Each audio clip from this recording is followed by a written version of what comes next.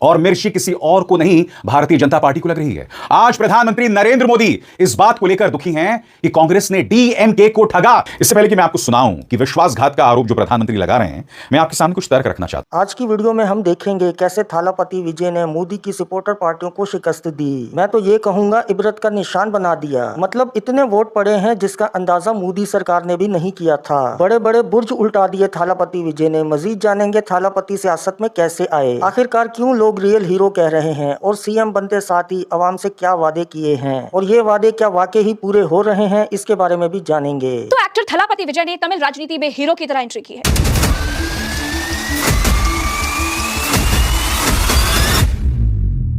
ये पूरा जो सड़ी हुई जो राजनीतिक हमारी जो परंपराएं हैं, क्या हम दक्षिण भारत की किताब से एक पन्ना उखाड़कर कुछ दर्स हासिल कर सकते हैं? जी हाँ, विजय की जीत हुई तमिलनाडु में और मुख्यमंत्री पद की शपथ ले ली उन्होंने आखिरकार। इस सब के बावजूद भी राहुल और विजय का ऐसा वीडियो शायद ही आपने कभी देखा हो। विजय का तो देखा होगा क्योंकि विजय एक्टर हैं, लेकिन राहुल गांधी का ऐसा वीडियो भी बनाया जा सकता है। सोशल मीडिया के वॉरियर्स ने एक बार फिर साबित कर दिया कि अब जो चुनाव हैं वो बिल्कुल अलहदा हो गए हैं, अलग हो गए हैं। दोस्तों, जैसे ही विजय ने तमिलनाडु के मुख्यमंत्री के तौर पर शपथ ली, वैसे ही सोशल मीडिया के जितने भी वॉरियर्स हैं, चाहे वो इधर के हों या उधर के हों। दोस्तों, वीडियो में आपको दिखाएंगे कि पीएम मोदी ने जब तमिलनाडु में थालापति विजय की सरकार बनाने को लेकर राहुल गांधी और कांग्रेस पर ताना मारा, खरी खोटी सुनाई, तो विजय और राहुल गांधी दोनों ने पीएम मोदी की राजनीति को क्या जवाब दिया है। लेकिन विजय का मुख्यमंत्री बनना तमिलनाडु का ये सिर्फ कोई भी सत्ता बदल नहीं है। विजय होने के मायने क्या है? एक ऐसा व्यक्ति जो धर्म से क्रिश्चियन है यानी ईसाई है और जाति से दलित है। स्टारडम तो उत्तर भारत में भी अगर यही काफी होता कि खाली शोहरत और काफी सिर्फ स्टार होना काफी होता, तो अमिताभ बच्चन आज कम से कम उत्तर प्रदेश के मुख्यमंत्री तो होते। धर्मेंद्र कम से कम कहीं राज्य में ही सही चाहे मंत्री तो बन गए होते। ऐसा पहली बार हुआ है कि कोई हीरो पहली बार आकर इलेक्शन लड़े और सीएम बन जाए। यार मतलब ये बहुत कमाल की बात है। मतलब अभी तक तो आप और हम फिल्मों में देखा करते थे, पुष्पा आ रही है, वो अपने यार दोस्त को सीएम बना दिया, ये है वो है। रियल में हो चुका है भाई साहब। दक्षिण भारत की राजनीति में, तमिलनाडु की राजनीति में यह एक ऐतिहासिक लम्हा था जब तमिलनाडु फिल्म इंडस्ट्री के सुपरस्टार तमिलनाडु के नए मुख्यमंत्री के तौर पर आज उन्होंने शपथ ग्रहण किया। और आज थलपति विजय के साथ थे कांग्रेस के नेता और सांसद राहुल गांधी, नेता विपक्ष राहुल गांधी, जो अपने आप में एक ऐतिहासिक लम्हा था। और मिर्ची किसी और को नहीं, भारतीय जनता पार्टी को लग रही है। आज प्रधानमंत्री नरेंद्र मोदी एक अकेले विजय ने तमिलनाडु से पूरे देश को यह सिखला दिया, पूरे देश को यह बतला दिया कि राजनीति सिर्फ नफरत से ही नहीं की जा सकती। जेनजी के चहेते विजय कुर्ता पजामे वाली राजनीति को कोट पैंट तक ले आए और देश के नेता हैरान तब रह गए जब अपने विरोधी स्टालिन से मिलने के लिए विजय उनके घर पहुंच गए। और उससे भी बड़ी हैरान होने वाली बात यह रही कि स्टालिन विजय से चुनाव हारे हैं और चुनाव हार कर वो विजय की सरकार बनवाने में मददगार रहे हैं। आज की तारीख में दोस्तों, राजनीतिक दल पार्टियों को तोड़ने में लगी होती हैं। तमिलनाडु के मुख्यमंत्री थलपति विजय ने जो अंदाज दिखाया वो अपने आप में तमिलनाडु की राजनीति में एक नई लकीर खींचने जैसा है। तमिलनाडु की सियासत में जो अब तक कभी नहीं हुआ, विजय ने वो करके दिखा दिया। जो एमजीआर नहीं कर सके, जो करुणानिधि नहीं कर सके, जो जयललिता नहीं कर सकी, वो सब एक झटके में थलपति विजय ने करके दिखा दिया। और वहीं स्टालिन ने विजय की सरकार बनवाने में एक पुल की तरह काम किया है। विजय पूर्व सीएम स्टालिन के घर पहुंचे, स्टालिन से गले मिले, उनको शॉल उड़ाई, उनके साथ बैठे। आपने दोस्तों पहले कभी ऐसी तस्वीर कहीं नहीं देखी होगी। दिल्ली में रेखा गुप्ता भी तो अरविंद केजरीवाल से मिलने के लिए जा सकती थी। बिहार में नीतीश कुमार तेजस्वी यादव से मिलने जा सकते थे। महाराष्ट्र में देवेंद्र फडणवीस भी उद्धव ठाकरे से मिलने के लिए जा सकते थे। हरियाणा में नायब सिंह सैनी भी दीपेंद्र हुड्डा से मिलने जा सकते थे। यूपी में योगी आदित्यनाथ भी अखिलेश यादव से मिलने के लिए ऐसे ही जा सकते थे, लेकिन ऐसा कभी नहीं दिखा। यहाँ पर अगर आप देखने की कोशिश करोगे तो ये एक ऐतिहासिक जीत है, जहां पर विजय की पार्टी जिसका नाम टीवीके है 2026 में विधानसभा चुनाव में लगभग 234 सीटों पर इलेक्शन लड़ा और 108 सीटों पर इन्होंने अपनी विजेता को दर्ज किया। तमिलनाडु एक ऐसा राज्य जहां दशकों से राजनीति कुछ बड़े परिवारों और स्थापित पार्टियों के इर्द गिर्द ही घूमती रही। लोगों को लगता था कि यहां नया आदमी भीड़ तो जुटा सकता है, लेकिन सिस्टम नहीं बदल सकता। लेकिन विजय ने अलग रास्ता चुना। ना रोज प्रेस कॉन्फ्रेंस की, ना हर मुद्दे पर कैमरे के सामने बयानबाजियां की, ना सोशल मीडिया पर आकर घंटों ड्रामे किए। उन्होंने चुपचाप काम किया। और मिर्ची किसी और को नहीं, भारतीय जनता पार्टी को लग रही है। आज प्रधानमंत्री नरेंद्र मोदी इस बात को लेकर दुखी हैं कि कांग्रेस ने डीएमके को ठगा। अब समझिए प्रधानमंत्री यहां क्या कहने की कोशिश कर रहे हैं।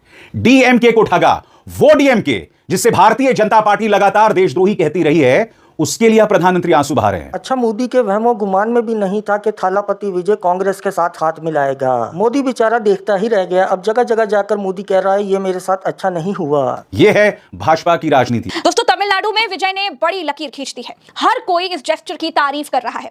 विजय ने बता दिया कि सामने चुनाव लड़ने वाला हमेशा दुश्मन नहीं होता है। राज्य को तरक्की के रास्ते पर लेकर जाना है तो सबको साथ लेकर चलना है। ये कहने से कुछ नहीं होगा, साथ चलना भी पड़ेगा।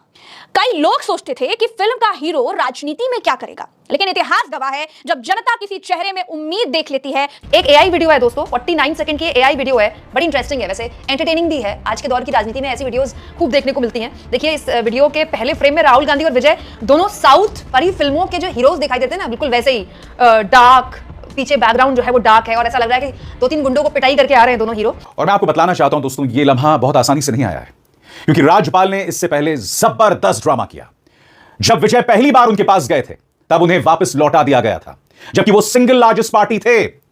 कभी कभार तो मुझे यह लग रहा था कि तमिलनाडु के जो इकलौते भाजपा विधायक हैं कहीं उनको ना बुला लिया जाए। लोग मजाक से कहने लगे थे, मगर राज्यपाल ने जो तमाम नियम हैं सरकार के दावे को पेश करके उससे धता बताते हुए विजय को वापस भेज दिया था। उनकी पार्टी टीवीके ने तमिलनाडु विधानसभा चुनाव में 100 से ज्यादा सीटें जीत ली हैं और अब उनका सीएम बनना तय है। जनवरी 2024 में विजय की फिल्म आनी थी जननायगन, लेकिन रिलीज नहीं हो सकी। तय था कि यह विजय की आखिरी फिल्म थी। जननायगन तो नहीं आ पाई, लेकिन विजय तमिलनाडु के नए जननायक बन चुके हैं। 100 से ज्यादा सीटों पर विजय की नई नवेली पार्टी टीवीके ने बढ़त बना ली है। विजय सियासत के नए सुपरस्टार हैं। मगर उसके बाद जब डीएमके और एआईएडीएमके ने कहा कि हम अपनी तरफ से सरकार बनाने का कोई दावा पेश नहीं करने वाले थे, तब राज्यपाल के पास कोई विकल्प नहीं बचा था उन्हें बुलाने के सिवाय। अब मैं आपको कई वीडियोस दिखाने वाला हूं दोस्तों, और साथ ही मैं प्रधानमंत्री नरेंद्र मोदी ने क्या कहा वो भी दिखाऊंगा। मगर सबसे पहले वो लम्हा तय है कि अब वही तमिलनाडु के अगले मुख्यमंत्री होंगे। जोसेफ विजय चंद्रशेखर ने करीब 34 साल फिल्मी दुनिया को दिए, साउथ के सुपरस्टार हैं। मगर 2024 में उन्होंने अपनी पार्टी बनाई और उसका नाम रखा टीवीके, यानी तमिलनाडु वेट्टी कजगम। विजय ने सभी 234 सीटों पर अपने प्रत्याशी उतारे। उस नतीजों ने सबको हैरान कर दिया। सबसे पहले फ्रेम में विजय की एंट्री होती है, उसके बाद राहुल गांधी को फ्रेम में दिखाया जाता है। अच्छा, ये वाला राहुल गांधी का फ्रेम बिल्कुल अलग है। अमूमन इस तरह की एआई वीडियो उत्तर भारत में तो नहीं चलती है। दोनों अपने सनग्लासेस को ठीक कर रहे हैं और उसके बाद दोनों के चेहरे पर एक मुस्कुराहट, दोनों उसके बाद कैमरे को फेस करते हैं और आगे बढ़ते हैं और दोनों का चुनाव चिन्ह, दोनों की पार्टी का चुनाव चिन्ह दिखाते हुए दिखाया गया कि दो भाई कैसे तबाही मचा सकते हैं। और इस वीडियो को शेयर करते हुए तमिलनाडु कांग्रेस ने बाकायदा लिखा है, कुछ कोलैब्स गेम बदल देते हैं। राहुल गांधी और विजय दोनों उसके बाद वॉक करते हुए सामने आते हैं और पीछे 2-3 गाड़ियां तोड़ी फोड़ी गई हैं। तमिलनाडु की वो सबसे बड़ी पार्टी बन गई। दो दलों की सियासत के बीच तमिलनाडु में तीसरे दल की बहुत शानदार एंट्री। वीडियो अगर आप अभी तक देख रहे हैं तो वीडियो को लाइक कर लें, और चैनल पर अगर आप न्यू व्यूअर हैं तो चैनल को फौरन सब्सक्राइब कर लें। हाथ मिलाते हैं, वो लम्हा भी अपने आप में बहुत कुछ बयां कर रहा था। मैं चाहता हूं उस मंजर को अब आप एक और एंगल से देखें। और राहुल गांधी का क्लोज शॉट आप देखिए, सनग्लासेस लगाकर आगे बढ़ रहे हैं। विजय तो खैर उनका तो एक स्टारडम है, एक स्टाइल है, इसी स्टाइल से वो इतने बड़े स्टार बने। और उसके बाद दोनों आगे बढ़ते हैं हाथ मिलाकर, हाथ में हाथ देकर, ये बताते हुए कि कैसे तमिलनाडु की राजनीति में अब एक बहुत बड़ा घटनाक्रम हो गया और इसके साथ साथ देश की राजनीति में भी हो गया। एक मंच पर राहुल गांधी और थलपति विजय या तमिलनाडु के मुख्यमंत्री विजय के एक साथ आने को लेकर यह मंजर अपने आप में बहुत कुछ कहता है, क्योंकि इससे कहीं ना कहीं दक्षिण में कांग्रेस का ग्राफ बढ़ेगा। क्योंकि समानांतर तौर पर केरल में भी कांग्रेस को नया मुख्यमंत्री मिल रहा है, कांग्रेस की तरफ से नया मुख्यमंत्री मिल रहा है, यानी कि केरल को मिलेगा एक कांग्रेसी मुख्यमंत्री। अगर मैं आपसे कहूं कि शपथ लेते ही ये क्या कर बैठे विजय थालापति, अरे जो कर बैठे वो देखकर भी आप खुद हैरान हो जाओगे कि जो फैसले ये धड़ाधड़ लेते चले जा रहे हैं। अरे भाई साहब, अगर काम कर गया तब तो तमिलनाडु स्वर्ग, और नहीं काम किया तब आप समझ लीजिए। तेलंगाना का मुख्यमंत्री भी कांग्रेस का है, कर्नाटक में भी सिद्धरमैया कांग्रेस के ही मुख्यमंत्री, यानी कि एक तरह से दक्षिण भारत में कांग्रेस की मौजूदगी हर तरफ दिखाई दे रही है। और इस बात को लेकर भारतीय जनता पार्टी को जबरदस्त मिर्ची लग रही है। मैं आपको सुनाना चाहता हूं, आज प्रधानमंत्री नरेंद्र मोदी बैंगलोर में थे और बेंगलुरु में उन्होंने कहा कि ऐसा कोई सगा नहीं जिसे कांग्रेस ने ठगा नहीं, और वो जिक्र करने लगे डीएमके का। इससे पहले कि मैं आपको सुनाऊं कि विश्वासघात का आरोप जो प्रधानमंत्री लगा रहे हैं, मैं आपके सामने कुछ तर्क रखना चाहता हूं। याद कीजिएगा दोस्तों। लेकिन सवाल ये उठता है कि आखिरकार क्या हुआ विजय थालापति के साथ। और एक थोड़ा मुठभेड़ भी हुई उसी शपथ के दौरान, तो ताबड़तोड़ फैसले भी लिए गए। इन्होंने वहां पर डायरेक्ट अनाउंस कर दिया था कि एक न्यू एरा का जन्म हो रहा है तमिलनाडु के अंदर। लेकिन सवाल उठता है कैसे, क्या और क्या करने वाले हैं विजय थालापति। बिहारी मजदूरों पर हमला हुआ था तमिलनाडु में, आपको याद है बिहार के अंदर उसे कितना बड़ा मुद्दा बनाया था भाजपा ने, उसको लेकर न जाने कितना झूठ भी चलाया गया था। सबसे बड़ी बात, डीएमके के नेताओं के जो विचार हैं उसको लेकर भारतीय जनता पार्टी उससे हमेशा हिंदू विरोधी बताती थी, देश विरोधी बताती, धर्म विरोधी, सनातन विरोधी बताती थी। और आज प्रधानमंत्री उस डीएमके के लिए आंसू बहा रहे हैं।